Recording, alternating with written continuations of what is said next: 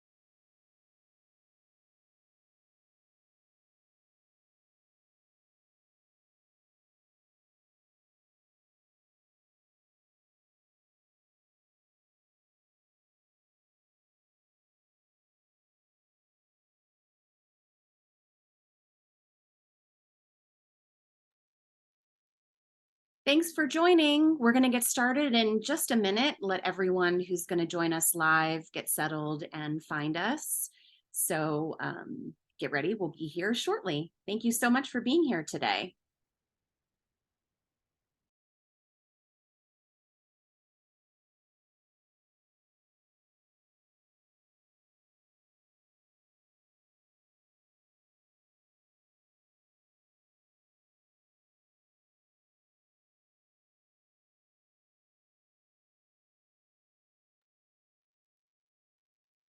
Welcome, everyone. This is Kristen, and I am happy to have you here for today's fireside chat, Making the Transition, How to Pivot from In-Office to Hybrid Culture. I'll be moderating today, but before we introduce our special guest speaker and our host, I just want to take a little bit of time to do some housekeeping and get that out of the way and let you know how you can interact with our guest and host. We are currently in a Zoom webinar, and as an attendee, you are not on video or audio. You are in listen and view only mode. However, you can submit your questions using the Q&A panel. This is, of course, for our live viewers, and we strongly encourage you to do so. The chat function is disabled for attendees who are live, but we may send out information via the chat. Meanwhile, please, again, use that Q&A so you can also share your questions, and you can use webinar reactions. We do love those as well. We are recording today's webinar, and we'll be sending out a follow-up email with a link to the recording after we're done. Now, let me introduce you to our guest and host. Ashley Casey is the Global Assistant Director of Workplace Experience and Operations at Shutterstock. She started her career working for one of Ontario's largest public unions, developing and enhancing various human resource functions and programs. She then found herself in London, England, working for the nonprofit Girl Effect, handling their global operations primarily based in Africa. With over a decade of experience, she has built a reputation as a thought leader and a catalyst for change, optimizing the workplace and cultivating a thriving culture of innovation. Eyal Lasker, the CEO of Flexspace, and our host, is an entrepreneur and tech leader with over 15 years of experience. His innovative contributions include leading the product development of Uber Freight's mobile app team, spearheading growth strategies at WeWork by developing new flexible memberships, and serving as a founding member in the consumer domain at Klarna. Eyal holds a Bachelor of Science in Physics and Astronomy from Tel Aviv University and an MBA from Reichman University. All right, with that, I want to let our guest and our host get started.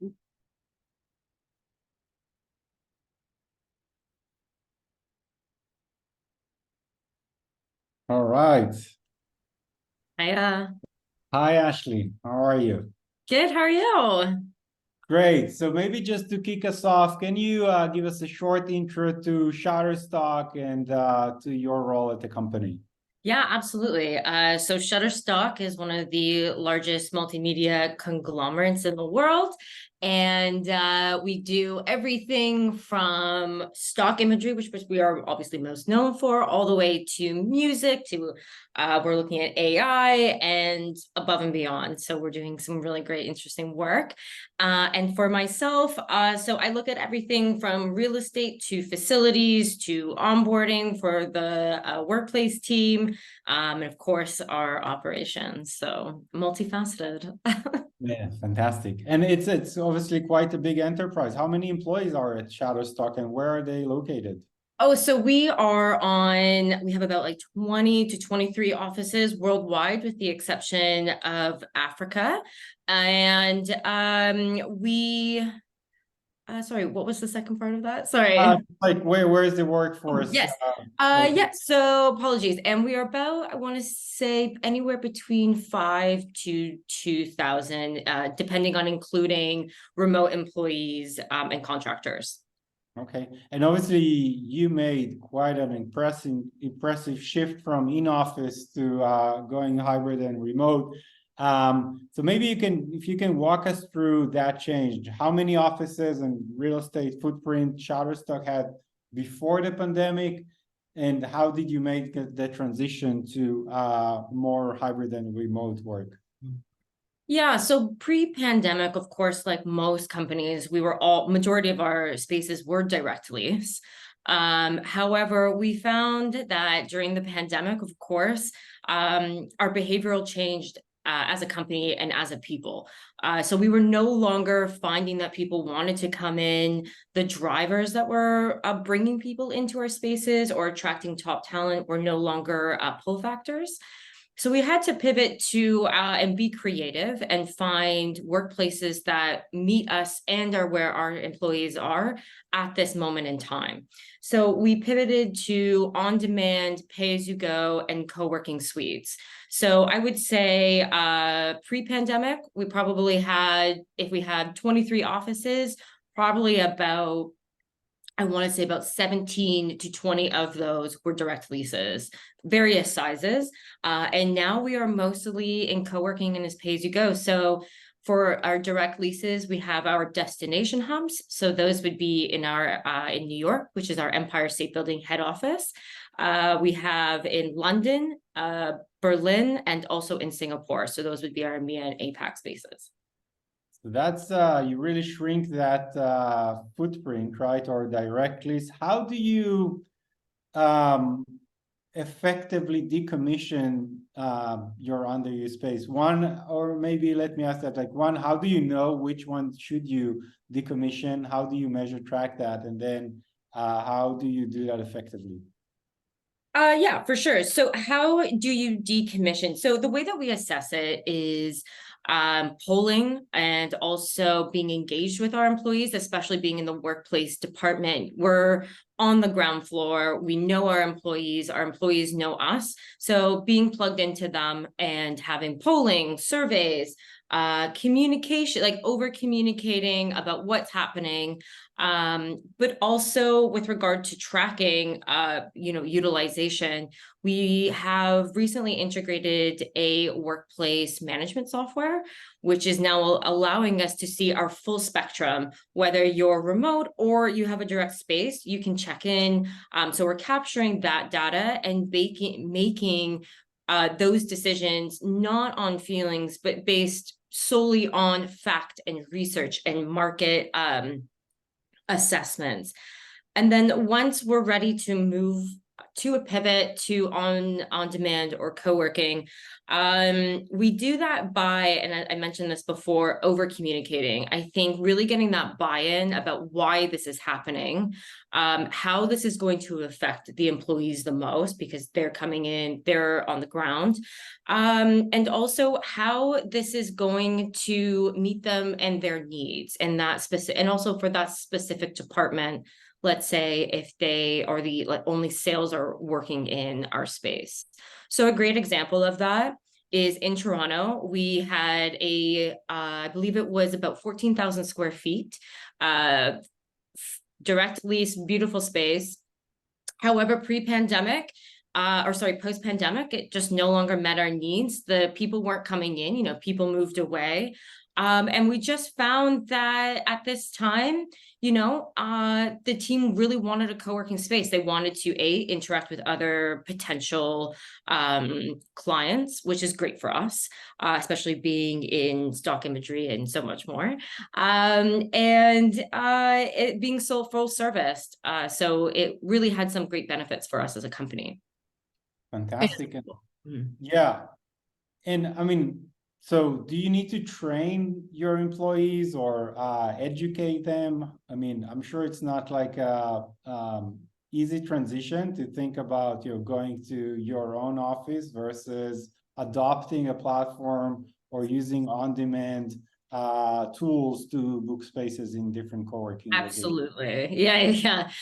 No, one can just walk into, a new space and be like, it's all ready. So absolutely. So once we're all decommissioned, we're ready to pull the trigger, so to speak, with a new vendor and a new company. What we do, or what I do, is I always schedule about 1 to 2 weeks before our launch date, is schedule a mandatory virtual onboarding session. So it's with the vendor, so our employees can ask direct questions to that rep, and also get an understanding of how intuitive the dashboard is. A great example is, when we started using Flexspace in Los Angeles or Indianapolis, where we piloted it. Having that onboarding session made people realize, like, oh, this isn't as scary, because people don't like change. So really showing them and walking your employees through the process of how to book a desk, how to book a meeting room. What does that look like on a cost perspective, should that matter to them, depending on, whose department that's hitting.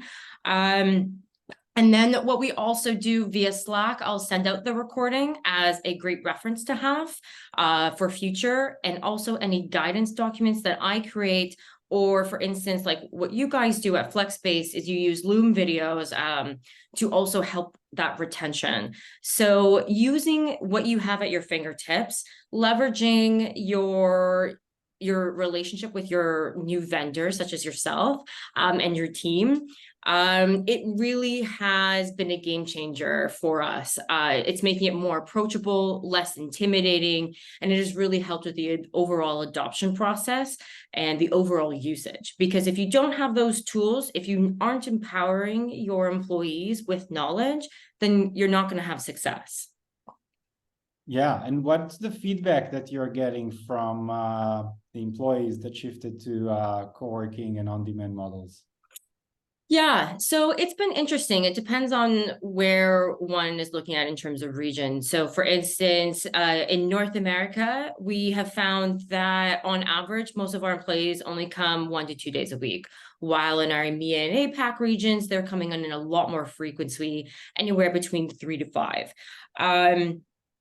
So we have sorry, I just lost my thought. What was the second Just like in terms of feedback, I know that yes. we had the pleasure to work with several of your teams in different locations, and it was just interesting to see how culturally you can get different experiences in different areas. Yes, thank you. So culturally speaking, we've had great feedback. People, you can't underestimate, again, behavioral change, and people's lives have really changed. They want more autonomy, they want flexibility, they want the ability to manage their own schedules, and really have, there's a big trend, of course, of work-life balance. So one can definitely not underestimate that. So, yeah, I think that's I mean, I think we had like one interesting example of the team in Indianapolis, right? I mean, yes, this is a great story to tell. Yeah. If you can share more about that. Yeah, so the team in Indy, we piloted, as I said, Flexspace with them. Love the experience, love that they could just like pop in, use it as they need, coffee, all of that stuff. And the team out there is actually really into rock climbing, which I had no idea. And then, they just so happened to mention to me and mention to your team, like, hey, we saw this space. It is co-working, but it also has this rock climbing feature. Is this possible? And literally within, I want to say 24 to 48 hours, it was on the roster. And now the team, as a cultural moment, goes there on their lunch hour or on they kind of mix it with like a happy hour style thing. And they do rock climbing together. So that's been a really great cultural moment and an impromptu moment that I think people do miss now with like the hybrid lifestyle. So would you say that more like those more curated spaces are more beneficial than, let's say, more like those bigger chains? Or how do your employees find themselves, right, and the Shutterstock culture within spaces that are not managed by Shutterstock? Yeah, so this has been a really interesting trend for us, is that, you have all those really big name co-working that really started this all. However, we have found that our teams, especially in our APAC regions, are craving and wanting more local co-working. So for instance, I can say in Paris, we were at one of those really big global companies, and they just found that while the space was really beautiful, they felt disconnected. So we pivoted and we found a more local co-working, and it really embraces the Parisian culture, Parisian architecture, while also balancing our Shutterstock brand. And we do that through, imagery that's authentic to them, authentic to their culture. And really, we have found that the engagement level has also increased a lot. And they're, happy people are productive people. So. Yeah. And just in terms of culture, right? I mean, it's one, obviously, like managing company culture across regions. Yeah. It's hard, but also, right, I mean, there was this notion that you need the office in order to evoke, right, like Right. company culture. And you guys are doing something that is very different, and I think top of mind for a lot of our audience and other companies. So what are kind of the key takeaways from being able to distribute culture that is not necessarily tied into, the four walls of the building? Yes. So this is always, this is a lot of conversations around this. So yeah, managing a culture when you're a global company is extremely difficult, because it can either be from an American perspective, super American, out of touch with the rest of the company and the local employees. So the approach that we take at the workplace team is we actually hone in on individual culture. So for instance, our EMEA space, we want to keep that connection of Shutterstock, of that brand. So we use that through, as I mentioned, like branding, glass wraps on our co-working spaces and so forth. However, the way that we distribute it is once a month, we try to get together as an entire team and do events that is specific and authentic to their culture. So for instance, in Toronto, while we do like to exercise, we actually love to do happy hours. And so we did happy hour and a axe throwing together. While that doesn't really seem safe, it was a lot of fun. So we've done stuff like that. And so we have found great success. Our feedback through polling has been great, because they feel like they're seeing themselves, and they're also we touch base with them before we plan events, so that way they can also have a say in their experience, because rather than talking at them, we really want to engage them and talk with them to collaborate, to build a culture that works for them, is authentic to them, and makes them want to come out and talk to their coworkers and, wipe the crust out of their eyes and, come outside. And we have had nothing but great feedback on that. So highly recommend. And we also try, I will say, quality over quantity. So that once a month is more than enough. We have found, based on our surveys, that that's all really people want, especially if you're doing an on-demand or pay-as-you-go working assignment. That also, it adds that additional layer, because as I said, like previously with like a direct lease, having those ping pong tables or those video game rooms, people no longer like, that's great, that's cool, but like what else do you have? So we've been really able to hone in on the individual rather than the overall collective. Yeah, and I think that is a great point, right? I mean, if in the past we thought that those ping pong tables or the amenities that we bring to the Yes. office is what will allow people to connect and to have those, more like less efficient moments. But in fact, you're saying that it's not the frequency, or it's not the quantity, it's more being intentional and finding really and fine-tune those moments that people come together, that they can foster those relationship and culture. So on that point, I'm just curious, right? As a global company across continents and regions, how do you effectively track and monitor all those feedback points? Oh yeah, so that's been an interesting undertaking of trying to figure that out. But there are a few avenues that we've taken. So definitely that integrated workplace management software has been absolutely key for us, game changer from a data collecting perspective. We're making a lot more financial decisions based on that. But so yeah, tracking and maintaining culture and productivity. So we also very simply are we're just like plugged into our employees. It's very simple, just being engaged, being connected to them on a local level, speaking to staff on impromptu. So for instance, like when you're having that event, like, hey, what do you think about this? What did you think about our last event? Like, what do you think your team's really into? And also polling and surveying people, that anonymous style surveying, you're really going to get that invaluable information that you really do want from your employees by doing that. It's important to us that our employees have input on their culture that they experience, as I've mentioned, whether you're on demand, whether you're hybrid, remote. Yeah, it's that's how so far how we've been doing it. Definitely. I mean, and when you look like into the future, how like what are the things, like the key initiatives that you will be and your team will be working on in 2024 to continue evolving this culture? Yeah, so continuing, so we're planning a lot more. So we're going to kind of go back to our basics.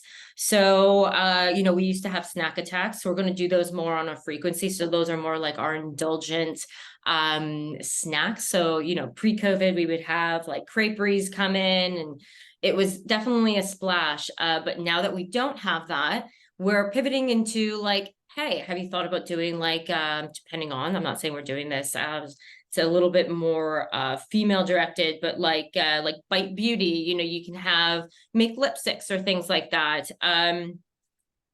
So but aside from like what our initiatives are for 2024, are definitely more planned cultural moments, definitely engaging in more celebratory moments. So for instance, like in Brazil, when they have their festivals, we really want to hype that up, make that more known. And it's also, we're wanting to embrace their local culture and really showcase that and be proud that, we're here, and then I would also say automation.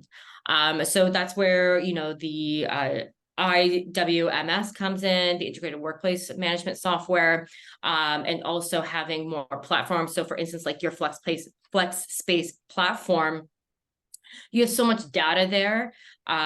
So really having more data, more information, more integration, that's 100% out where we're leading towards. And also finding some more creative spaces. People don't just want I have a meeting room, I have a desk, I have this. Like, what else? Kind of like what you guys found, you guys were able to do in Indianapolis with that, co-working Rock Mountain thing. Trying to find more spaces like that and more, just getting more innovative. That's really the direction we're going. We're trying to level up and see what the market is doing, but also be 2 steps ahead, which we've tried to do that with our pay-as-you-go and on-demand and offering more types of workplace experiences. So maybe just last question before we'll go into the Q&A. There were a lot of discussions around is hybrid or remote more or less productive? What did you guys find at Shutterstock? More or less productive to be hybrid. You know what? Again, it comes down to what you are offering as a company. People really want great benefits, and that doesn't have to be, dental or things. It can be like exercising. It can be like, what is wellness to you and to your company? Happy people are productive people no matter where they are. If you are wanting to hear from your employees, you're receptive to feedback, your team is receptive to like, hey, heard this, we got to change this. How are we going to do that? I would definitely say hybrid is here to stay. Hybrid has been great for us, for our culture.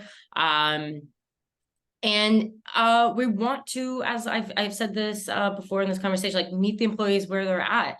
If we're going around them or, we're trying to force a situation, it's not going to be adopted. People are going to resist. People don't like to be forced. So, working with them and how your employees are managing and being receptive and empathetic.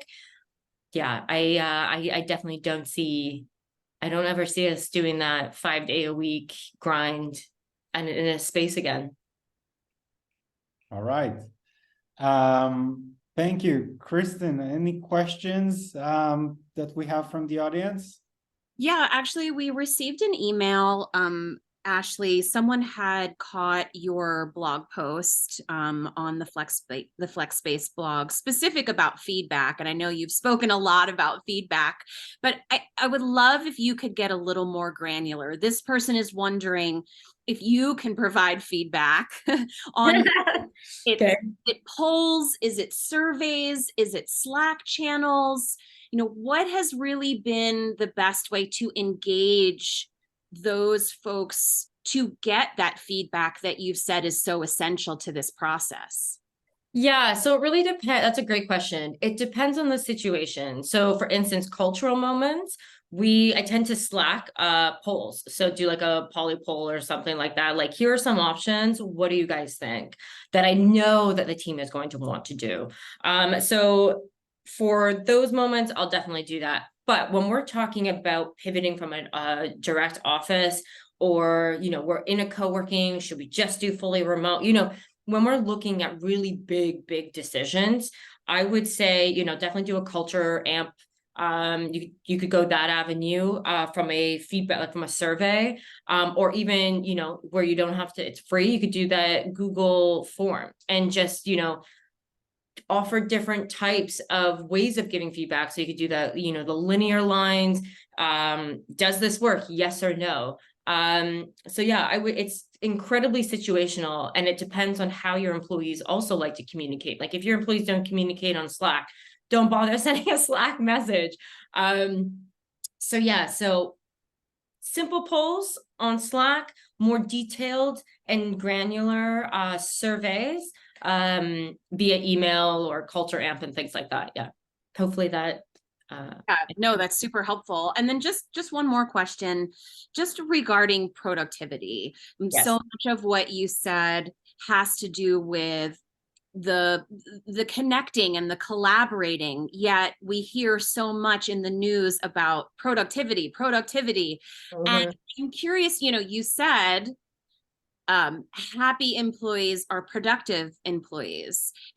But that also sounds like a company or / personal mantra. And I'm wondering, how do you share that or express that to managers or executives who are very, very focused on productivity and not as much able to embrace what I hear from you, which is the importance of work-life balance and having your individuals and employees connect with each other? Okay, so just so I understand, so the question is, how do you share the productivity data with executives or team leads that don't necessarily want to embrace more of a culture? Is that fair? Yeah, absolutely. I think that's definitely part of the question. And also, you seem very forward thinking in the idea of embracing the fact that people are at work for a really long time of their day, right? And if they're not in an office situation, Mhm. they are not doing those things that classically people have thought about, which is, making friendships and like you talked about, axe throwing and happy hours and those sorts of things. Mhm. But we don't hear so much of that. We hear so much about productivity. So I guess it's, yes, partially is the data. And also, how do you basically convince, this is the question that we Okay. got, is how do you convince executives and managers that these kinds of things are super important for your teams? Okay, absolutely. So the first part, so how do I share the data with executives and with team leads that don't necessarily want to embrace cultures? So what I say to that is, people, we aren't machines. Like, we are people, we have feelings, we have life outside of work. And if we don't feel, as an employee, we don't feel supported by our company, we don't feel like our company cares about where we are in this moment, then I think our values are very different. And I think that's where you're going to lose a lot of talent. And a lot of talent companies want to retain, because all people want to feel really is that their company cares. And so when you're saying from a productivity, like, you know what, we're steady. We found we're hitting our targets, we're doing all of these things. Why not look at, if our people aren't happy in the current space, why are we not looking at what else is out there? I think, and especially, classically in an office, how much were people really working? Just because you're in a space 8 hours a day, we used to see people go to coffees and, lunch dates and, water jug talks and, so like, there were still those breaks, but people are being more intentional, let's say working from home, about what those breaks look like in their lives.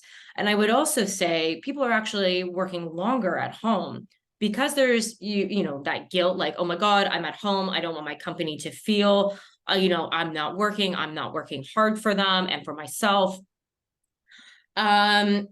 So yeah, I would say I would definitely, like, if you don't want to embrace the other side of what people care about and what draws people into, your company and office, no matter what that looks like, or a workspace, whatever, you're going to see your productivity decline. And I think that is like a statistical, that's why I say happy people make productive people. I read this somewhere, I forget where, but it is a statistic that if your people are not happy, they are not going to work very hard, nor are they going to want to put that effort in. I think it's like a double, like a hand, like coming together. One shakes the other hand, and you cannot ignore the culture and how much that really depends on your productivity, no matter what type of work that that department does. Now, on the other side of that question, so did I answer both questions in the same? I kind of merged a little bit of both, so I apologize. I think Yeah. you did. I think you did. And I Okay. think, yeah, I mean, that is something that we have with our, the questions that we have gotten for this, and also, on your post Yeah.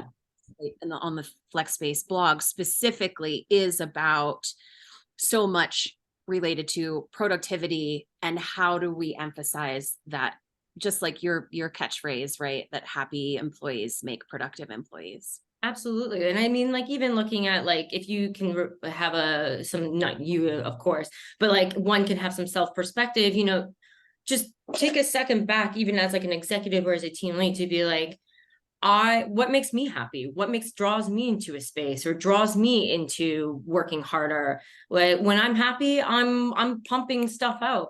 But when I'm not so happy, what is my productivity level like?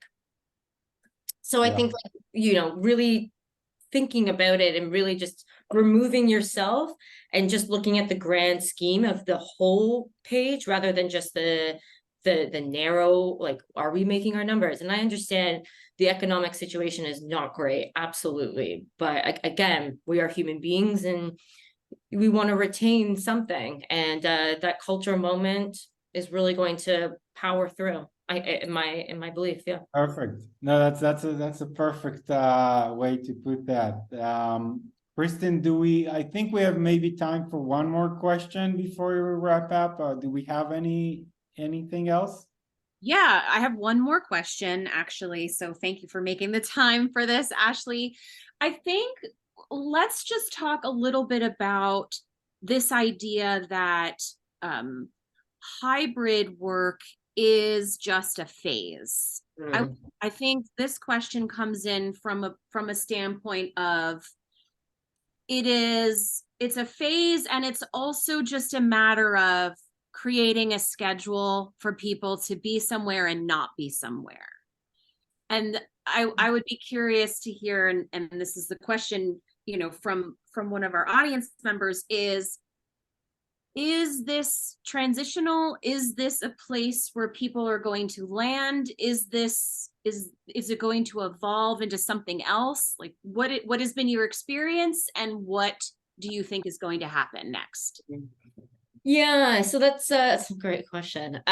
So hybrid is just a phase. I would say no. So I know post-pandemic, it was like pulling teeth to get a company to allow you to work from home or anything like that. Again, behavioral change. We have changed as a race of people. Cannot underestimate that. In my experience, this is not transitional. So here's a great example with Shutterstock. So as I mentioned, like 17, 20 of our offices were direct leads. I'm literally going, like, probably about 18 now are co-working, if not remote. So from 3 years, that is how much we have shifted to this space. Now, overall, when we do look at our like culture amps and stuff like that, our teams are really happy, and they're happy with the way that we are meeting them as a company.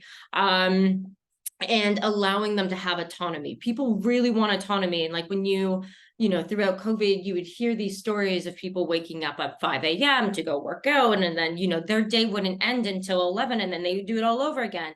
Insanity. You don't hear anybody doing that anymore. That is no longer the culture or the that grind that we used to all idolize. Like, if you slept less, you're doing it, like, you're working hard. But now, as a people, and as a society, we are taking a step back and being like, that is wild. Why would we ever do that again? How can we really balance this? My family matters to me, in whatever shape and form that looks like. I matter to me. I need to take some moments so I don't have a mental breakdown, and then I'm no longer worthless for a company. So really, having hybrid, it's not just about 5 days a week in an office. That's how we work. When we had the Spanish flu, it also changed. I know this is crazy for me to bring that up, but like, the Spanish flu changed the way we saw work. So it's going to continuously evolve. Absolutely. Nothing is stationary. What does that look like? I don't know. I think it's kind of up in the air, but I do think that hybrid is here to stay. I think it'd be very difficult for a company to be like, we don't offer this at all. Well, then, how are you making room for me? How are you as a company willing to see and to adapt, because we're all not the same. And so I definitely would say it's not a phase. it is, company dependent if if it works. But I would say more or less it will definitely work. And speak to your employees, hear them out. What's happening? Yeah, no, definitely. I love that, right? I mean, that hybrid is an opportunity for companies to look at the individuals versus like just this. Absolutely. And I think you're able to also embrace more persons. So for instance, like let's say a person with disabilities, your office space isn't for Canada, because I'm in Canada, AODA, Ontario Accessibility Disability Act, if I can't do that, but I can work from home, you're opening up your talent pool significantly. Or so like you need to balance or find that compromise of, having hybrid. How many doors does this really open? And how I can now look to the world of more talent. And I think that that's exceptional. 100%. Great. Ashley, thank you so much you. for your time and sharing your insights with us and with our audience. Kristen, is there anything else? Yeah, absolutely. Just a reminder to everyone who joined us live that you will get a recording of this in your inbox shortly after the session. Thank you so much to Ashley, of course, and to Eyal for being here. If you want more information and to learn more from Ashley, you can find her on LinkedIn. And of course, you can visit us at flexspace.ai. Thank you so much, everyone, for being here. Thanks, Ashley. Thanks, everyone. Bye. Bye-bye.